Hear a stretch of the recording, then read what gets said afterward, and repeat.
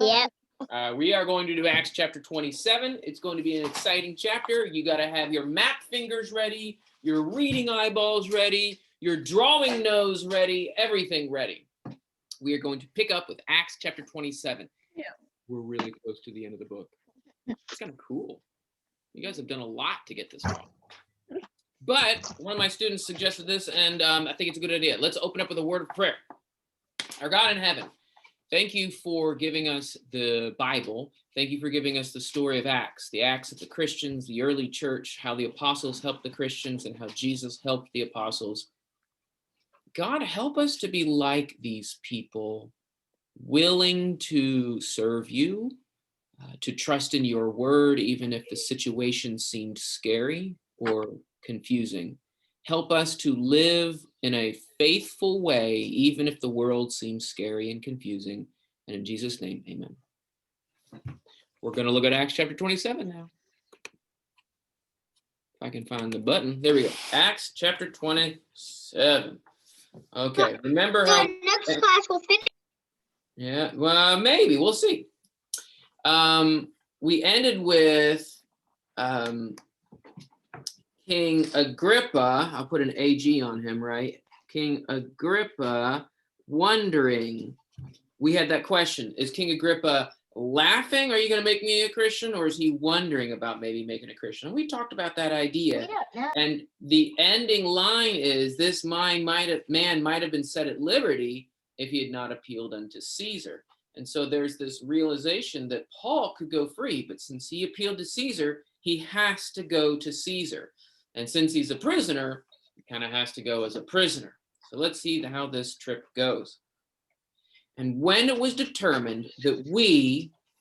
Wait, what? Oh, who? Luke is there. What? Luke is there.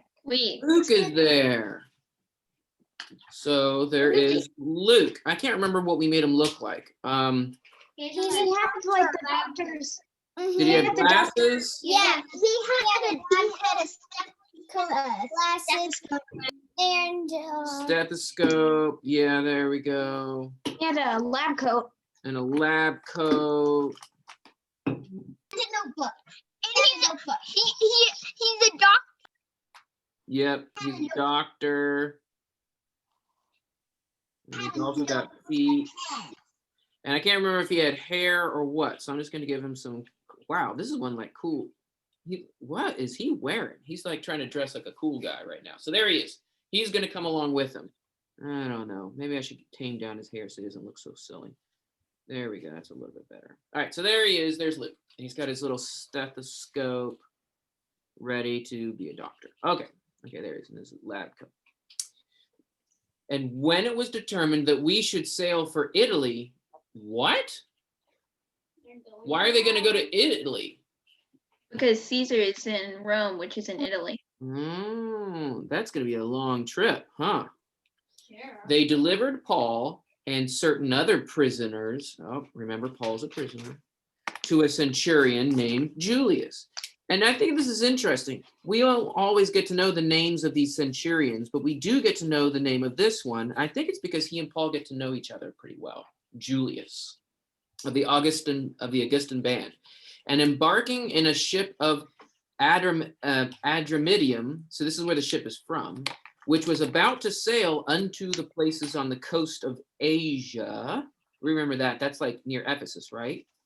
We put to sea, Aristarchus, a Macedonian of Thessalonica, being with us. So I don't know who Aristarchus is, but he might be a Christian who's coming along too. And they're going to all go, and they're getting in this boat from this Adramyttium boat, and they're going to start heading towards Asia on their way, I think. And the next day we touched at Sidon. All right, now we got to start drawing the map. All right, I am going to start showing the map. But what I'm going to do is this. Where's the correct map? This is the correct map, and I don't want to show you this one because it's going to cheat and tell you all the places. So I'm going to show you one of his earlier trip maps, okay? And this is, this is the correct one. Oh, this is the correct one. I'm going to show you this map. Wait, what's going on? There we go. I'm going to show you this map. Okay. So here you see, this is his third journey. So this is the red line. This is not the trip we're going to talk about. Okay. But here is Italy. Up here, can you see Italy? And here's Rome. That's the boot.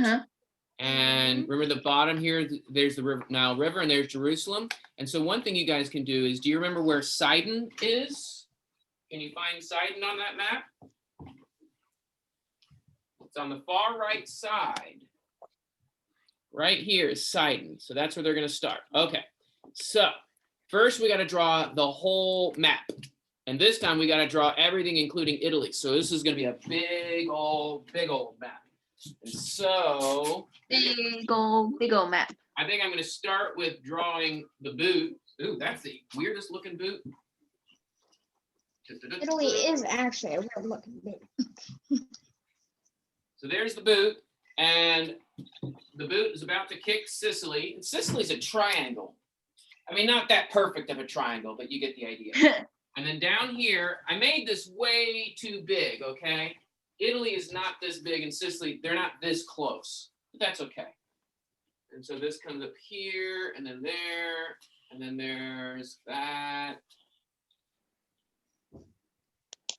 And there's this island here, and there's another island here, and there's a little island out there. I'm gonna make these a little bit smaller so that it makes sense. So there,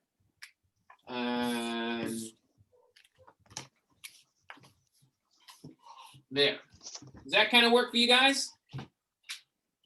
This is not the perfect map, right? We know that we're not worried about perfect maps, which is a good thing, because if we were worried about perfect maps, we'd be really worried, because this is a terrible map. Yeah. Oh my goodness. Oh my goodness. But we get the idea. So down here, this is the Nile River. I barely left any room for the Nile River. And then we have the Dead Sea and the Sea of Galilee, the Jordan River. Mr. Dan, we can't. Is that better? Whoa. Yeah. Can you see that now? So the Nile River here. There's, all right. And then he started in Caesarea. And Caesarea is, how high up is it? It's just right about here on the coast. Okay. And if you want to put names for it, that's cool. I'm just going to put the letter C. Caesarea starts with the letter C.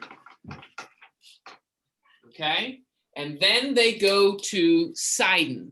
And Sidon is up the coast, about here.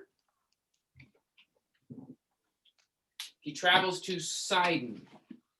And I'm going to put a red line for that. Okay. So that's what we have of the map so far. Does that make sense? Mm-hmm. He travels to what? From Caesarea to Sidon. And Sidon is spelled S-I-D-O-N if you want to spell Sidon. Okay, I'm going to go back to the text. Is that okay? Did you guys get enough of this map copied so far? Yep. Okay. Okay. The next day, we touched at Sidon, and Julius treated Paul kindly and gave him leave to go unto his friends and refresh himself. Wait a minute, whoa. Let's draw Julius. He's a Roman guy, so he's got the hat with the floofy thing on top. I like drawing the floofy thing on top. And I'm gonna draw Julius really happy, because he is he's got his Roman guard thing, he's got feet, he's just waving, hey, yeah, you can do that, Paul. And Paul goes and visits his friends. Is Paul a prisoner? Yep. Yeah, Paul is a prisoner. Well, yeah, but no. Do you usually let prisoners walk off the boat and visit whoever they want to? No. I think it's because Paul is a Roman. It could be that. It could be that Paul is a really nice guy and Julius trusts Paul. Isn't that cool? And that Julius is a nice guy too. Yeah, Julius is a nice guy. So here they are, and they're being happy together. Smiles all around. This is interesting. Even though Paul is a prisoner, even though he's in jail kind of, Is everything terrible? No. No. No. Basically the opposite. Have you ever been sick before?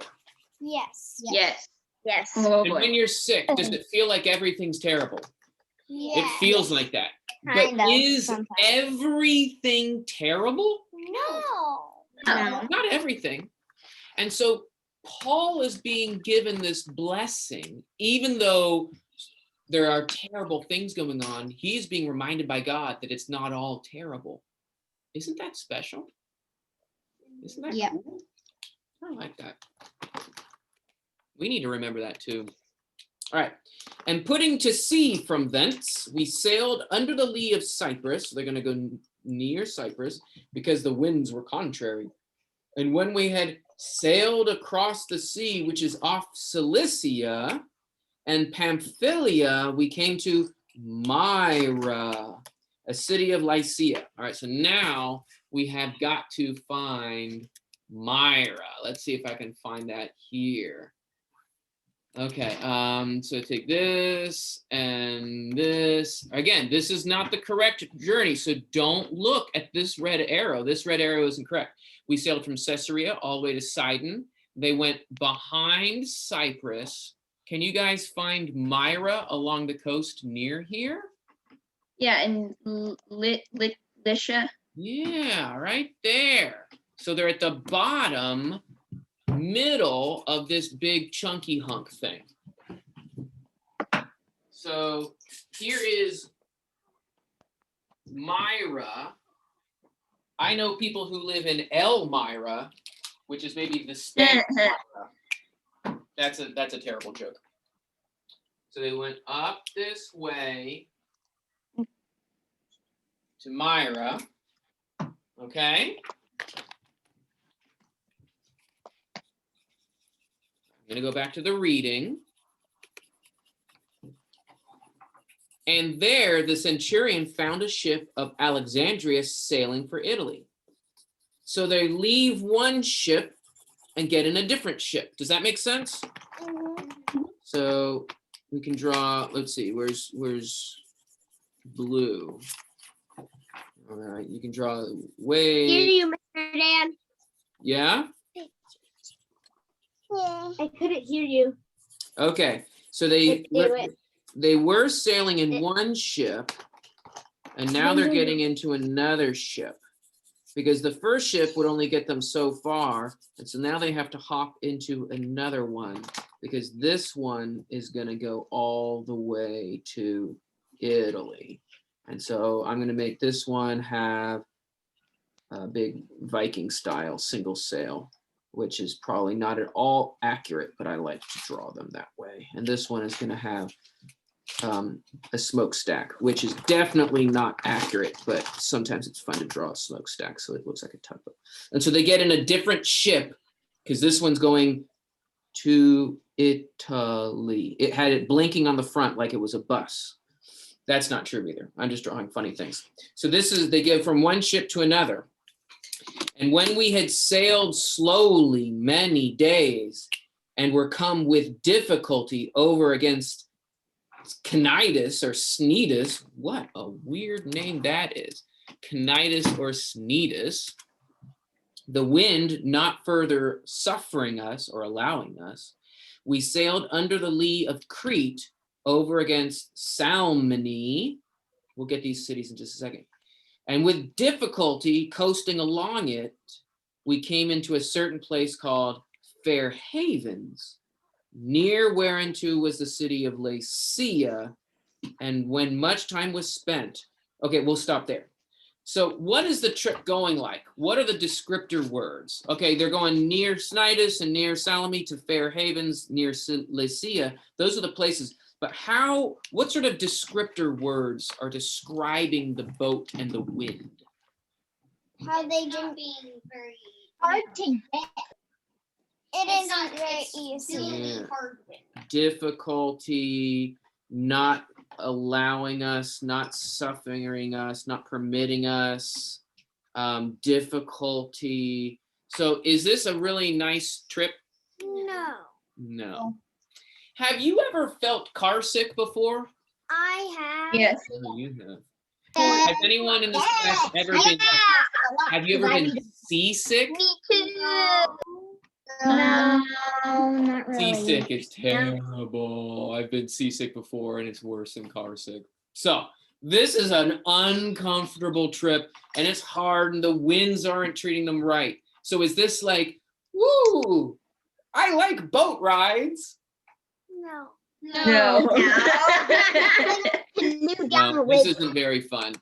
All right, so let's see if we can find these places.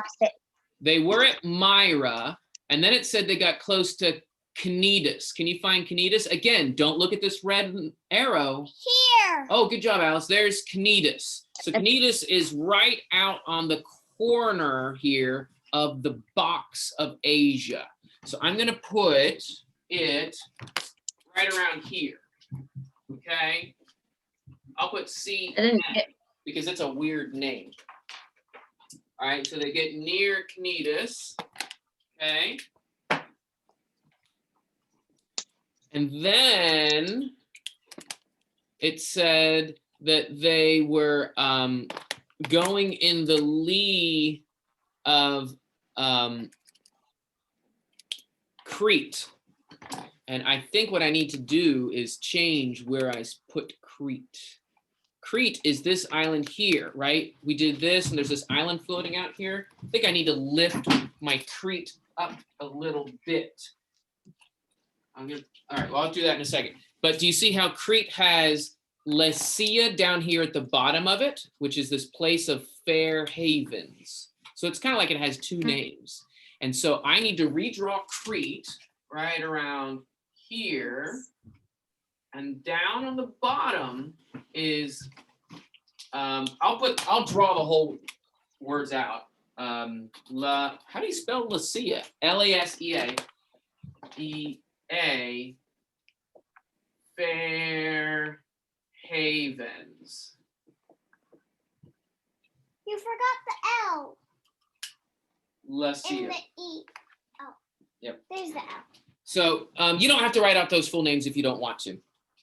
But it I looks, just wrote L/FH. it looks like when he went that way, it's like they curved around like this. Okay? And they're coming up into there. And the sailing has not been smooth. Smooth sailing, that's a phrase that we use, right? Why do we say that phrase? Yeah. Because you don't want unsmooth sailing. Yeah. All right. Okay. And a waterfall is not smooth sailing.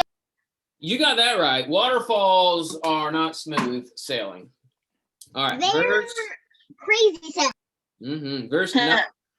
And when much time was spent, and the voyage was now dangerous, because the fast was now already gone. Okay, calling the fast, this is an idea of like a calendar. Basically the idea is they're getting it to the wrong time of year, okay? So not only is the weather bad lately, they're getting to the bad time of year for sailing. And Paul admonished them and said unto them, Sirs, I perceive that the voyage will be with injury and with much loss, not only to the lading and to the ship, but also to our lives. So Paul, what does Paul say? This is super dangerous. Yes. We might die. So here's the thing. Paul preaches the gospel, but he can apparently also preach sailing, which is kind of funny. But the centurion gave more heed to the master and to the owner of the ship. And so who does the centurion listen to? The owner of master of the ship. Now, here's a question. We know Paul, right? Or like we've never met him, but if Paul says something, do you do it? Yeah. You should. You should. But is Paul a sailor? No. No. So when he listens to the master of the ship, and I'm going to draw the master I'm gonna make him like a pirate because that's fun. Give him toothy grin. He's not a bad pirate guy. I'm just drawing him like that. And he's got his bandana. He's like, yo, ho, ho. Today, patch over one eye. Yep. It looks like he has double patches. Man, this would be a bad sailor if he has 2 patches over his eyes. All right, so yo, ho, ho. All right, so he's the sailor. So he's gonna listen. Does he listen to Paul or does he listen to the sailor? He listens to the sailor. He listens to the sailor. And I think that this is really interesting. Would you listen to me about when to go in a boat, or would you listen to a sailor about when to go into a boat? A sailor. It makes sense that the centurion is talking to the sailor because the sailor knows what he's talking about. But what's the difference between me and Paul? A giant. A whole lot. Because God helps Paul know not just things from the Bible. I can read the Bible and be wise from the Bible. God told Paul what was going on, didn't he? Mm-hmm. And so we have this kind of dramatic tension going, oh, I wish he'd listen to Paul. What's going to happen? Right? Because we know you got to listen to Paul. He thinks Paul's just a prisoner who Yeah. So he's going to listen to the things to the owner instead of the things that were spoken by Paul. And because the haven was not commodious to winter in, it was not a good place to leave your boat for the winter. The more part advised to put to sea from thence, if by any means they could reach Phoenix and winter there, which is a haven of Crete, looking northeast and southeast. So they want to go to the city of Phoenix, and Phoenix is, I'm going to go ahead, well, let's see. Where is Phoenix? Phoenix is farther over. Do you see that? Mm-hmm. Phoenix is farther over. So they just want to get right over here. I'll put a big P. That's where they want to get. Oh, this is the island of Crete. We haven't talked much about Crete, so I'll put, well, you can't read that.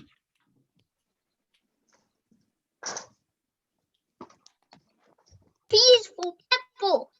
Yeah. So that's where they're going to try to get to. They're going to try to get all the way over to Phoenix. It doesn't look that far, right? They can do that. That makes sense. Let's do that. It's just a little bit farther down on the island. Okay. And when the south wind blew softly, draw a soft wind. Nice soft wind, right? Nice soft wind. When it blew softly, supposing that they had obtained their purpose, they weighed anchor and sailed along Crete close in the shore. Oh, that makes sense. If here is the land, they're keeping the boat really close to the land, right? So that they won't get blown off course and they can just stay really close to the land here, even though here are the waves, okay? But after no time, they're beat down from it a tempestuous wind. Oh boy. If this is a soft wind, what does a hard wind look like? Beating down. You guys know that I'm having fun drawing if I get to go sounds. So here's the boat, and it's like this, and the sail is like wobbly woo because the wind is beating down on it. And there's the It looks like the sail is torn. Yeah, well, the sail is gonna tear, and you got waves. Yeah, when I'm doing sound effects, you know I'm having fun drawing. And so there's the waves getting all tempestuously, and you can just see. Hey, Mr. Dan. Yeah. If the sail does break, good thing Paul learned how to sew tents. Yeah, there you go. That's a. I never thought of that. So the wind is beating down on them. And when the ship was caught, that's not a good word, right? Caught. You don't want the Especially ship when there's a caught. powerful wind at sea. Yeah. When the ship was caught and could not face the wind, we gave way to Mr. it Dan? and were driven. It says that they were driven. Who was driving? Nobody. The wind was driving. Wow. The wind was driving. Which means they have no control over the boat. All they can do is make sure it doesn't capsize. They're like a tornado or something. Maybe, well, it probably wasn't as bad as a tornado, but it's going to be pretty bad. And running under the lee of a small island called Cauda, so they go near Cauda, we were able, with difficulty, to secure the boat. And when they had hoisted it up, and they used helps, undergirding the ship. They're near this little island, and they undergird the ship. They're adding strengtheners to it to try to get it better. And fearing lest they should be cast upon by the Syrtis, they lowered the gear, and so were driven. And so they did a little bit of work to protect the boat when they were near Cauda, but they couldn't do very much. So now we need to figure out, where is Cauda? Oh, it's this tiny little island right here. But they don't even really go to Cauda, do they? And so they meant to go right here, but then they get off course or something. Oh, you can't see me. You can't see me. Hold on. They meant to go right to Phoenix, but then they kind of go off course. They're going off. All right, let's see what happens. And we labored exceedingly with the storm. The next day they began to throw the freight overboard.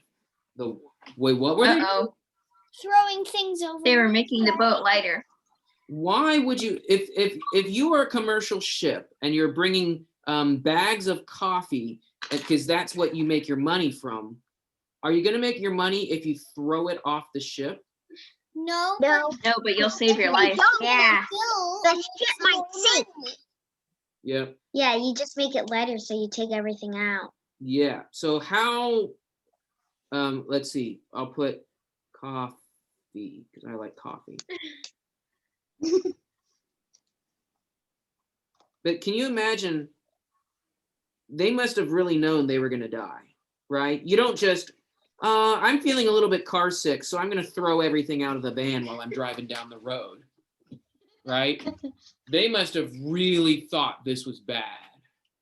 And the third day, wait, how many days have they been dealing with this storm? Oh, we better put wind on this too, right?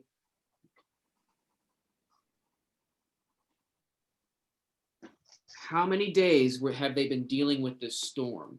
3. Have you ever been stuck in a car in a storm for 3 days? No. No. No. Like that way.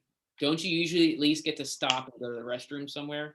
Yeah. Maybe get a bite Yeah. to eat? Maybe walk around? Did they get Yeah. to? No. No. They didn't get to. At least there probably was like food and stuff on the boat, but they couldn't get off of the boat to do stuff. Yeah. And the third Unless- day, I'll put third day because that's a big deal. They cast out with their own hands the tackling of the ship. The tackle. What is the ship's tackle? Like the fishing thing. Fish. The fishing things and all the ropes and all those sorts of things. Okay. And when neither sun nor stars shone upon us for many days. What does it mean that the sun and the stars weren't shining? It was really cloudy Clouds were blocking and foggy. And why don't they know how many days it was? They didn't know what was day and what wasn't. Have you ever been in a car in a storm so bad you never saw the sun and you didn't know if you were in the car for days or weeks? Ah! Or No. months. Can you imagine how scary this is? I can't, it's hard for me to understand. Yeah, it's hard to understand. All right. And no small tempest lay on us. Oh, Hey, Luke, look. Luke. Of all the times to talk about, do a Lukey moment. This was no small tempest. He's so funny. All hope that we should be saved was now taken away. So, third day plus many days equals what? No way of survival. No hope. Do you understand that? We Yeah. always need to hope in God, but do you understand how it felt like there would be no hope? Whether that's Yeah. correct or whether that's an incorrect idea, I could believe feeling that feeling. Yeah, Alice? We know they aren't going to die, at least Paul, because he's going to get to Rome. That's true. How do we know he's going to get to Rome? Because of the vision. Because we have the story. We have the story, but we also remember there was the vision. Paul was told, Right. you will testify before me in Rome about me. That's a good point. Not you might, you will. True. Be of good cheer, he said. Mm-hmm. And when they had been long without food, Long without food. How about remember how we said at least they could have Oh snacks? no. No food. Have you ever been on a car drive and it was so long, like so long, and you didn't get to eat? It was like 15 minutes and you didn't even get a snack. Don't you feel? I've been in the car for 5 minutes. It's my right to have a hamburger and fruit snacks. That sometimes we can get pretty selfish, right? We can get pretty selfish. They were in the boat for days, and they didn't even know how many days. And now it's been a long time, and there's no food. No food might mean like they're really running out and they're trying to be careful. It might mean they actually have a little bit left, but they're going without food, right? They're on rations. Then rations. Then Paul stood forth in the midst of them and said, Sirs, you should have hearkened unto me and not have set sail from Crete and have gotten this engine lost. What is Paul saying? You should have You listened. should have listened to me. But that was sad. I'm gonna draw Paul saying, "I said so." And do you think Paul is saying, no, I told you. I'm right, you're wrong and stupid? No. No, I don't think he's that way. But he says, you should have listened to me. And now I exhort you. What does it mean to exhort? I don't know. Maybe you're eating To plea. To plea, to Ask. encourage. I exhort you, I encourage you to be of good cheer. Wait a minute. Be happy. The storm smacked them hard. They threw out their bags of coffee. It's been the third day. It's been the many days. It's no hope and no food. And what does Paul say? Be happy. Be of good cheer. Whoa. Have you ever been in a car ride and you don't have good cheer? Yes. Yes. I know Mary. I have. And your Yes. mom and your dad turn around and say, listen up, Sonny. It's time to be of good cheer or we're kicking you out. No. I doubt your parents actually talk that way. But somebody turns around and says, no, you need to be of good cheer. You need to just choose to be happy. Is that easy to do? Always. I probably will just go frown. But shouldn't we still do it? Yeah. We need to be of good cheer. That's what Paul's telling them to do. I exhort you to be of good cheer, for there shall be no loss of life among you, but only of the ship. For there stood by me this night an angel of the God whose I am, who I also serve. Who appeared to Paul? An angel. Angel. And the angel is probably speaking to Paul, right? We know this story. But he said it happened this night. This is another angel Oh. saying, fear not, Paul, thou must stand before Caesar, and lo, God has granted you all them that sail with you. So the angel said to fear not. Why? Because Paul needs to talk to Caesar, right? Yeah. And the angel said, all these people are going to be okay too. So that's the message. I'll draw like light, because angels are light, and it would be really encouraging, right? Here's this angel and the message of be of good cheer, which would be really hard, I think, even for Paul while he's in this uncomfortable boat, right? Therefore, sirs, be of good cheer. Did he say it once or did he say it twice? Twice. Twice. For I believe God. Twice. I believe God. Do you think it might be hard to believe God when you've been in a boat for so many days you don't even know how long it was? It wouldn't be easy. It would be hard. I think I could believe God. Maybe I need to pray that I'll have good, strong faith for those kinds of days. Yeah. I believe God, Paul says, that it shall be even so as he has spoken to me. Howbeit, however, we must cast upon some certain island. So that he's saying that what we're going to have to do is we're going to have to kind of crash our boat into some land somewhere, right? And there's trees on that land. There's a tree. We're going to stay alive except for our boat. Yeah, the boat's going to get broken and we're going to have to crash onto the land. And there is a tree, so you can see that's land. All right, they're going to have to crash the boat onto the land. But when the 14th night, what? You've been on there for 2 weeks. 2 weeks. That's how much that's how long you're supposed to quarantine. Yeah. And they were all quarantined being seasick on a boat. Imagine spending. We had to quarantine for a whole month and we didn't get to plant the smelters at all. Yeah. And just think about how long that would be for these guys on this boat. Running low on food, scared. Paul still believed God.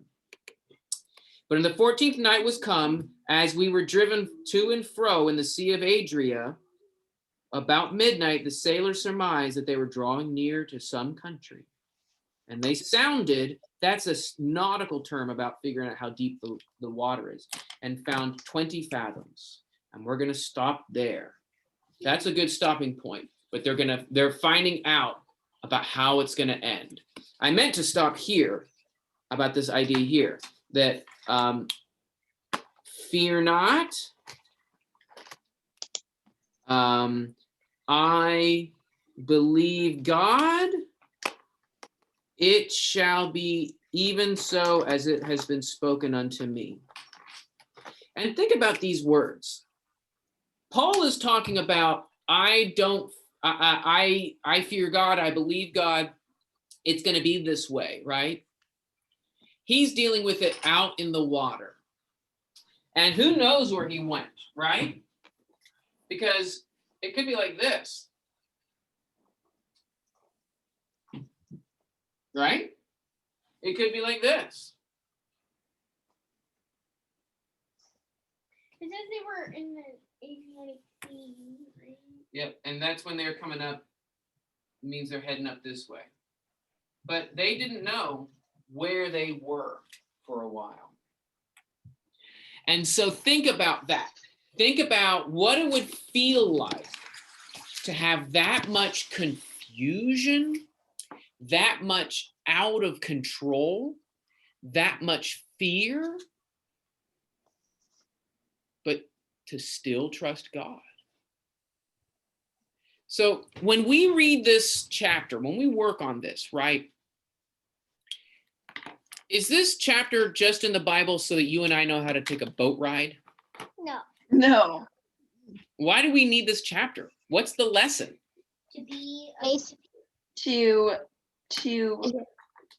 To think like even though there are bad Be of things good happening, cheer. we could still be happy. Yeah. Yeah. Be of good cheer. To be of good cheer. Can you be of good cheer even when you're unhappy? Yeah. Yeah. Yeah. I Because, guess. let's say you're having a good day and you stub your toe and it really hurts a lot. Does that mean that the rest of your day will be the worst day ever? No. No. Or maybe I can't read my book anymore because that's one of my favorite things to do. Oh, yeah. Yeah. But we can still be of good cheer, right? That's what this story is saying. Remember when he was over here in Sidon, how he got to visit some of his friends, even though he was a prisoner?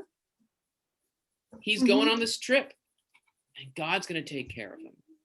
All of us are living a life where we're going to have days where we can't control things. And it might feel like this wiggly, wobbly, circly, loop-de-loop stuff, right? Is God still going to help you? Yes. Even on those days? Yeah. Mm-hmm. All right, well, I'm going to be done, and I'm going to sign off. But before we do, we'll do a closing prayer, okay? Let's pray about that. Father in heaven, thank you again for this exciting story of Paul and all the other guys in the boat. God, thank you for giving us such an exciting lesson to teach us the importance of trust and faith, even when we're scared or when life is out of control. Help us to trust you when we feel out of control. And in Jesus' name, amen. All right, guys, I'm going to sign off and I'll see you later. Bye. Bye. Thank you.